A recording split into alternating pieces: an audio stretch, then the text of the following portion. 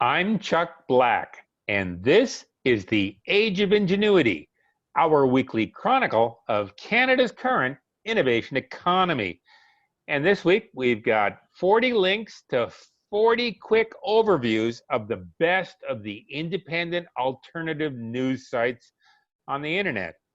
And they're not your daddy's CBC, but then again, these days, the CBC sucks. Who would argue? And I'm Alan Calder, and I've had so many knowledgeable and interesting media friends turn colleagues over the lockdown, and I can't wait to introduce some of them to you.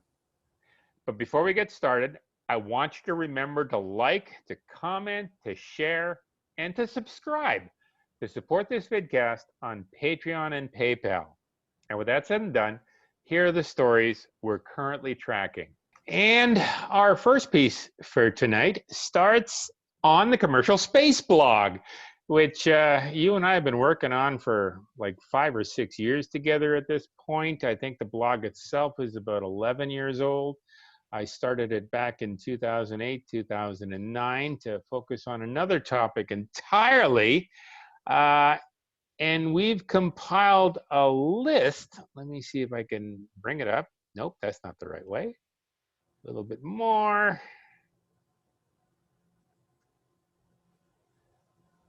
Of alternative news sources under the title Alternative Media. And this is one-stop shopping for pretty much all the alternative news feeds that are available in Canada, and a lot of really neat American ones as well. And a surprising number of these sites have been banned on YouTube and Facebook, and I'm guessing that Google may ban them at some point. For example, the second one on the list, Amazing Polly. Yep. If we go to her site, you will note that she is no longer on YouTube. She was banned from YouTube about a month or so ago, and now she is on BitChute. But she's still current. She's still updatable. She is one of those banned people that others like to keep track of. She's got good viewpoints, good things to say, and people want to track her. So this is where she is now. She's on BitChute. She has her own website, and absolutely a useful place to go. And that's just only one of our RSS feeds. If I guess I'll comment then. She goes to primary sources as well, which I appreciate then. Yeah, she goes to primary sources. She's also very well respected. She talks about Trump, the Americans. She talks about the situation in Canada. She talks about vaccine research. All of these are hot button topics these days. Of course. And I'm going to go back. I'm going to go down these lists in a systematic fashion. And the first one is something called A Warrior Calls, which I find to be a particularly interesting YouTube channel. Let me pull it up. Yeah, I was wondering about this thing. Yeah. Didn't I say this thing, but I didn't mean it to sound so unknown, because I went there today and I was wondering what it was about, kind of. Well, he's not very well known, but he provides good talking head overviews of most of the major issues of the day. And I would argue that he's been around long enough so that much of the philosophy and underlying belief common in today's Canadian freedom movement seems either to have originated with this site or been profiled here first. He's fairly deep and philosophical. An absolutely interesting person to talk with. Is he from Toronto, then, area? I don't know. I think he's from a rural area. I'm wondering if we know him then. I don't know. He may have come to some of the protests. Yeah. I don't know him well enough. I love his content. If I ever get a chance to meet him, I think he's a great person to talk to. Well, I was just wondering if you did, or if I did. Yeah. Next one is more to do with me than anything else. The American Institute of Economic Research is an absolutely interesting site. It's affiliated with an American university. It's located in a town called Great Barrington, Massachusetts. It provides good conservative punditry. It provides a scientific basis for much of the conservative movement in the States. I have no idea if they're connected to the people who generated the Great Barrington Declaration, but they're located in Great Barrington, Massachusetts. This is good, heavily cited news and background materials, and I find it, absolutely important for background information. Babylon Bee is also one of my favorite sites. Oddly enough, this is a comedy site, and that's, to be fair, that's part of the reason I love it. Texas governor announces cowboy hat mandate. Security concerns raised as Eric Swalwell. He's an American politician, and his girlfriend has been exposed as a Chinese undercover spy. So they're making fun of her because she's revealed to be President Xi in a wig. And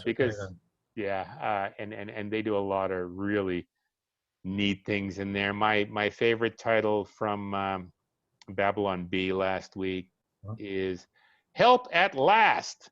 House relief bill will provide free going out of business signs to small business owners."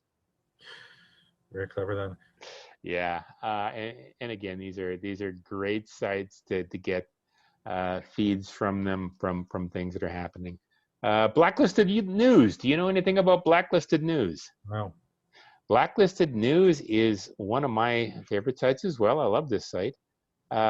This is the granddaddy of alternative news sites with a reach and content selection other sites dream of emulating. They talk about a whole bunch of really neat things. 1/3 of U.S. states have joined a Texas Supreme Court of the United States bid to overturn the election. Lots of news that you don't necessarily see in the mainstream media, and it's got links to pretty much every alternative news site in the States from the American perspective. So I particularly like that. Blacklock's Reporter, that is a old style news site. It's a subscription site. It focuses almost entirely on the provincial government in Ottawa, Ontario.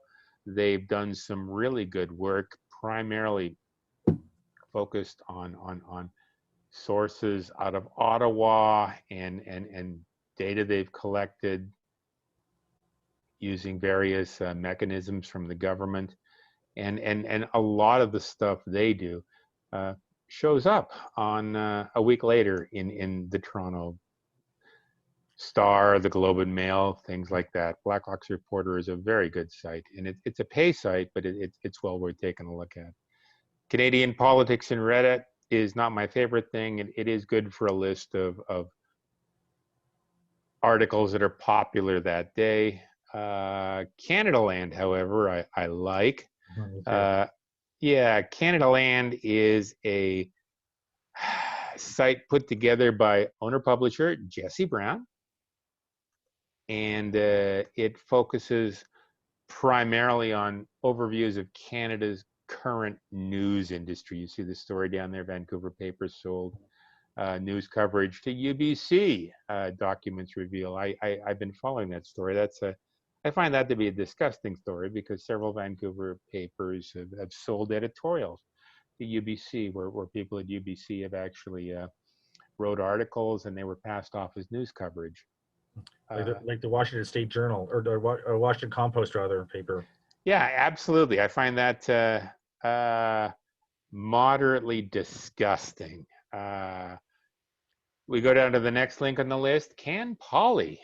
He does a video cast every morning around 11:30. I also really like him. He provides a daily video overview of also, breaking. Chuck, it's worth mentioning that we interviewed him as well for our show. Yeah, he was on the October 15th, 2020 Age of Ingenuity podcast. Canadian journalism sucks, but Mark Paravolos, who's Can Polly, rocks. So we've talked with him in the past. I think he does great work. Required.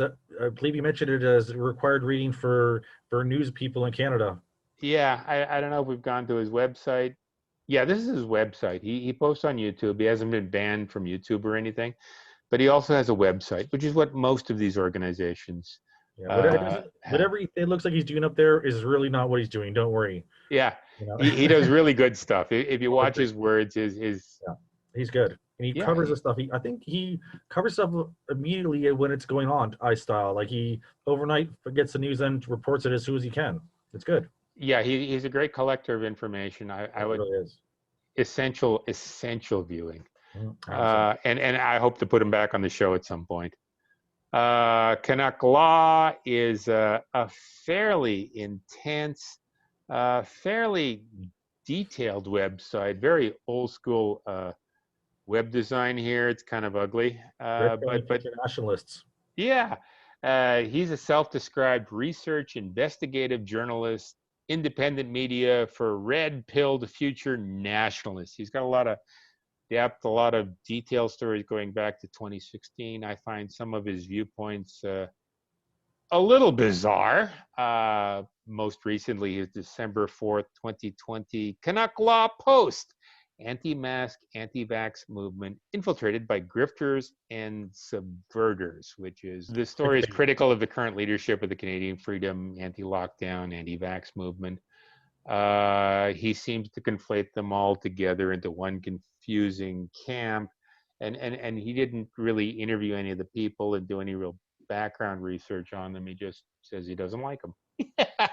Oh, that sounds important. Yeah, so that's my problem with him. But every once in a while, he does some nice detail work. And here is the granddaddy of all conspiracy journalists. I've actually talked to him on the phone a couple times. He is a personal hero, James Corbett from the Corbett Report. Chuck, I'm going to have to suggest that I 100% agree with you. He does such detailed and documented reporting on important issues, historical issues that are, it's unbelievable. Yeah, he is absolutely wonderful. He was a Canadian citizen. He lives in Japan these days. But he is very intelligent. He is very smart. I think it was like 10 years ago when I was working on the commercial space blog, he came out with a series of stories talking about 3D printing and how that's the future of manufacturing, and he was right. And I glommed onto that, and that was the first set of really good stories I managed to put out. So he's a hero. Sorry, media is extremely hard to make money in independently these days. If anyone deserves to make money on this, it's 100% him. Yeah.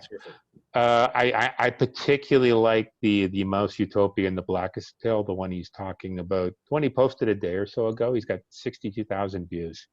Well respected, well read, and John Calhoun in the 1950s did a bunch of experiments about what he called the Mouse Utopia, about how mice would react in a utopia where all their needs were met, and they were never happy. And ever since then, people have been trying to figure out what that means for people, because mice are often used as a replacement for people in scientific experiments.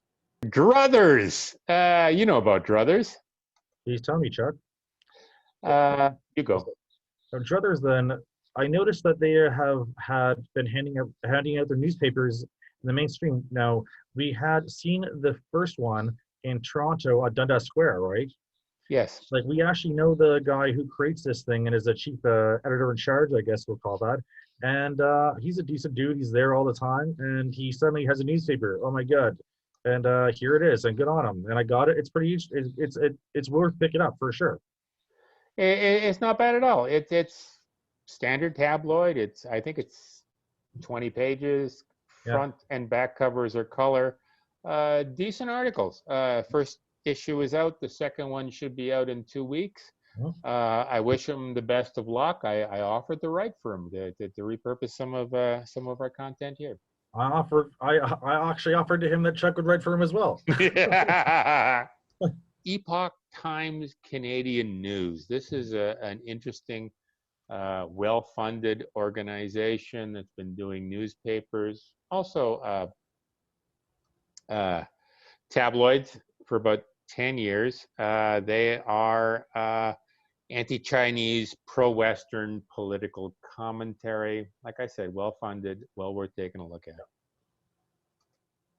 at. Global Research is another interesting publication, more professorial, edited by a guy named Michael Chosadovsky. I can never pronounce his name. He is a Canadian economist. He's an author, and Wikipedia calls him a conspiracy theorist. But what's a conspiracy theorist these days? It's an accusation. Yeah, and you know, anything that's in the mainstream news these days was a conspiracy theory. I don't know, 10 months ago.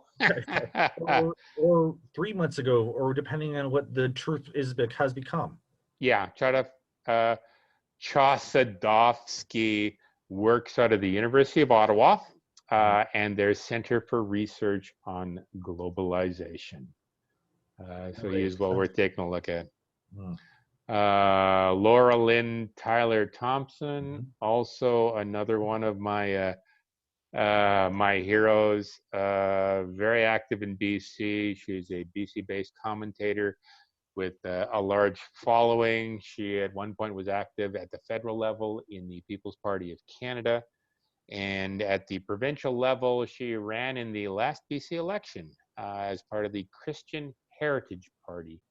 And she does some fairly dense 2-hour videos every couple of days. She's got some good people on. She's interviewed some good people, and she has like quite the following. She's very well respected. I agree, and I think she deserves it as well. And she has all over Canada some other people reporting for her on her show as well. Absolutely, I agree with that. She went through a period where she tried to cover every protest going on across Canada. So she got local stringers with cameras, and they would feed her a feed, and she'd comment from it from Vancouver, and I thought it was a fairly nice operation, certainly better than some of the stuff I've seen at the professional news level.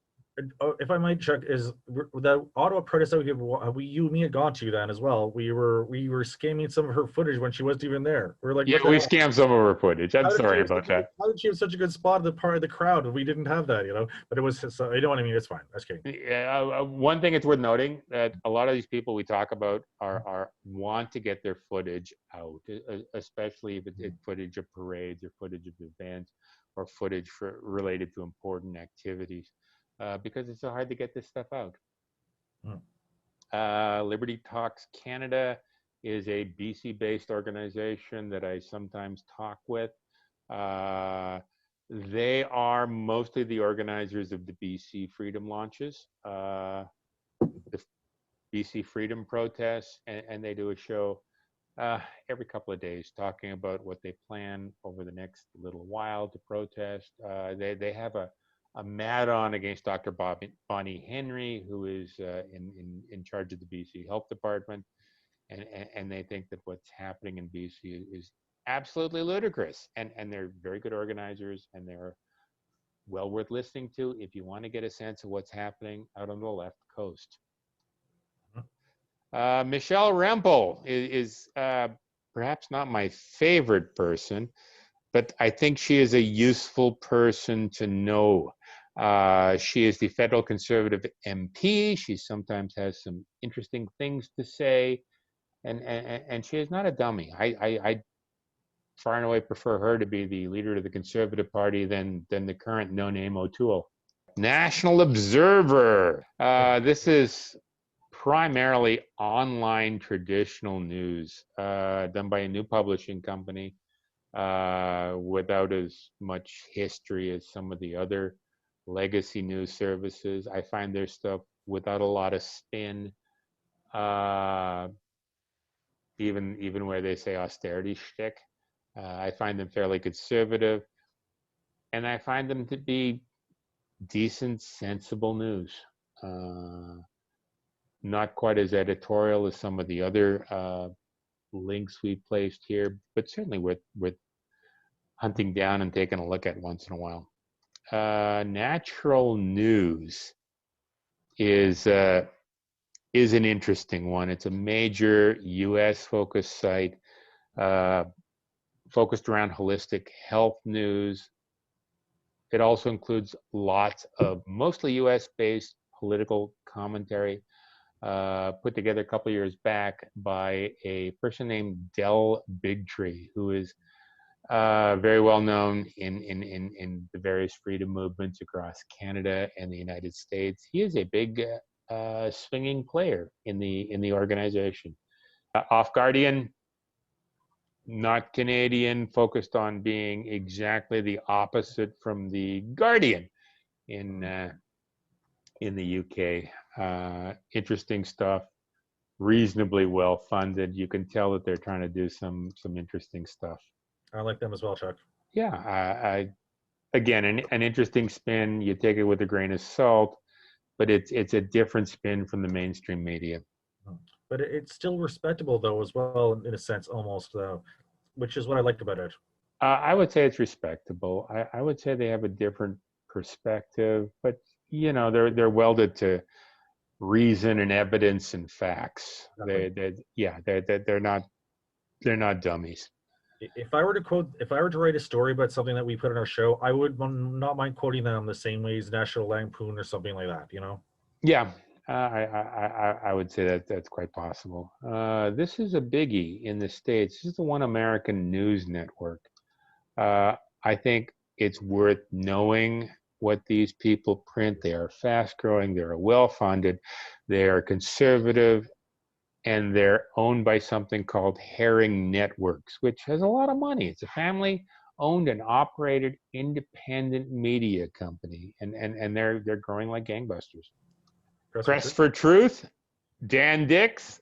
I love this guy. Me as well, though. Dan Dix, me and this story about myself and Dan Dix, during the lockdown in Toronto for the G20 protests kind of thing. Yeah. As he interviewed me at Queen's Park as well too, and so he put me on a show, and so that of course won me over, and I've been falling in love with, and I've never slept at night without thinking about him since. But jokes aside, though, he has produced good content for a long time, and he has been thrown off of YouTube. He's one of the first good ones that I respected that was thrown off of YouTube with, like, God knows how many subscribers, tons of them. Yes. Though. You know what I mean? And so he got thrown off of it, and it's a crying shame because he was doing the right thing. We are looking forward to following down his path at some point. I've been thrown at better parties than this before you two. Randy Hillier, another politician on this list who sometimes does good things.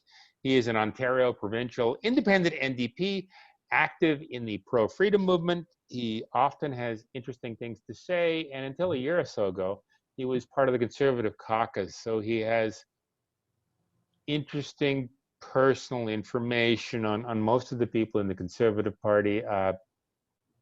He's tried to get ticketed. He's been finally ticketed by the police for putting on protests at Queen's Park. I look forward to seeing his court case. And didn't his son get tased in the face by police as well? Yeah, I heard that.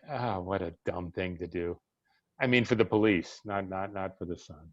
Not the son of the, well, no, there was no one. There's a lot of red faces in that one. Yeah, it's a focus. It's one of those dumb things the government does. This is also my favorite Canadian news source, Rebel News on YouTube. They do a lot of alternative topics. They're Canadian-based news service with a libertarian bent. That's how I just described them.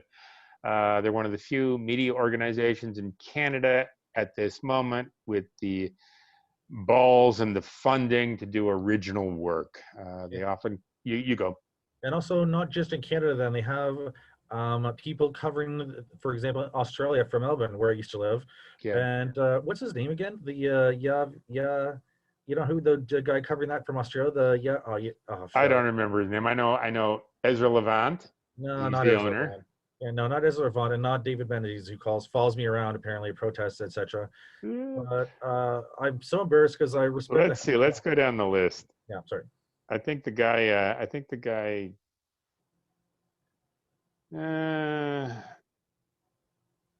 Sheila Gunn Reid? No. Avi Yamani. That's him. Manny. Thanks, Chuck. Appreciate that. Thanks so much for, when you have the message, it seems like, what are you, Alex Trebek suddenly? That's me.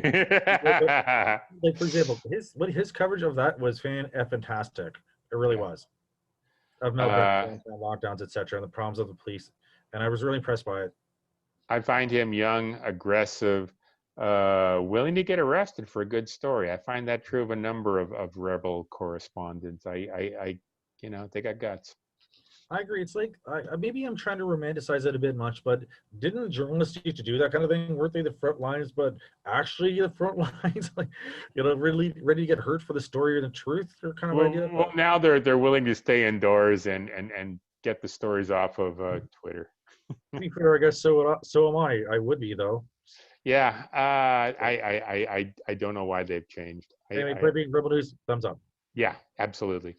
Right Edition News is another one of those interesting ones. It's I think he's an old school crazy reporter person with more than a passing resemblance to Darren McGavin in the 1970s TV show The Night Stalker. Never heard of that or seen it. You never saw that? He was the basis for the Fox Mulder character on the X-Files. He was always doing really peculiar things. I also didn't watch that, but I understand. Not that I'm not attracted to that line of shows, but I just have not seen them. It's not my thing. You're missing a major portion of your conspiracy theorist heritage. Yeah, I like that. Anyway, he does interesting topics, but he looks craggy and old. Here's another one of my favorite websites. You know more about it than I do. You actually turned me on to it. The Conscious Resistance. Like Derek Bros, right? Yeah. Derek Bros, he's American, but he is the kind of guy that goes to, for example, court or town council meetings or on the street to hassle last week the director of something in Texas, like the director of health or whatever the hell. My language is lost, but someone important though who was like a municipal health in charge guy, and was interviewing him and stuff like that, asked him real questions that everyone wants to ask people, and I was it's so impressed with it. He's just so right in the face getting answers that we all want to know. He's very good. He's a disciple of James Corbett, who is another one of our heroes, I think. Yeah. And he does like really good stuff. He's also got banned on YouTube over the last week or so you just know he's got to be good. The Last American Vagabond, another one of my favorite stories. Derek Bros actually writes for this organization, doesn't he? Another one of my favorites. I think I got you on this one too, Chuck. Yeah, you did. What I love about him is he documents his original sources impeccably. Like, if you want to find out what he's talking about and where he gets his info from, he's not shy with it. He's trying to spread the good word. Like original sources, etc. It's the way that journalism really is meant to be. No, I agree. His stuff is generally heavily cited. Look at the source links for this. More than we put together for one of our shows. Well, no shit, or pardon my, no kidding then. But he also is doing something better than us, given the fact that he has people he's paying, or at least associated with, like Derek Bros, who's an on-the-ground reporter, while he's over there doing this stuff. And I like the fact that he's doing a great kind of job from just their desk. But I'm serious about that though. Yeah, this site doesn't just do good reporting; it's got paid staff. It's a business model we can emulate. And he deserves it too. He's another one who deserves it. Yep, absolutely. Going back here is another Canadian-specific site, something called The Myth is Canada, which is I'm not really sure what to make of this. But what happens is that this is a YouTube program that's decently popular. That every week, every 2 weeks, every month, those roundtable discussions with leaders of the various freedom movements. You see Vlad and Kelly Ann on this one. You see a pirate on that one. You only see pirates on that one. You see some interesting people on this one. You see Chris Sky, I believe, on this one. You see Kelly Ann on this one again. And this sort of seems to be a round table discussion for overviews of the people who are very involved in the Canadian freedom movement. So I think it's worth taking a look at. Post-millennial. Good God, we got a lot of them. I like the Post-millennial. It's another one of those reasonably well-funded organizations, not as well-funded as Rebel News, but reasonably well-funded. They do some good independent reports. You and I, we know one of the writers that shows up every Saturday. Yeah, on the anti-lockdown protest. She does some decent good work. Here is a cameraman that I particularly like, The Observable Thing. He's been covering the protests in Toronto and at other locations almost since they began. He gets good coverage, good views. I've copied his work a couple times so I could get better than him, but I like what he does. I think he does really good work. I as well, Chuck. I want to personally, I really like the guy who does this stuff, and I feel as if he's on our team as much as we're on his team. Yeah, and he's actually let us use his footage at several on several occasions, and just I wish I don't know, at some point I hope we grow big enough so we can pay him for what he's worth. Well, to be fair, he also does extremely decent camera work with his extremely nice camera. Yeah, he's got a nicer camera than we do. We just use our off-the-shelf cell phones. My camera's owned by Cody or some phone company. Like, and his is owned by someone, but he owns his own camera. It's like respectable. Yeah, he's got some respectable stuff. He can generate some really good footage. Timcast, everybody knows about Timcast, so I'm going to glance over him quickly. I admire this man's work ethic. 4 times a day for 20 minutes. He cranks out a video to a wide audience. He had Alex Jones on his show 2 weeks back, and he does some interesting content. Mm-hmm.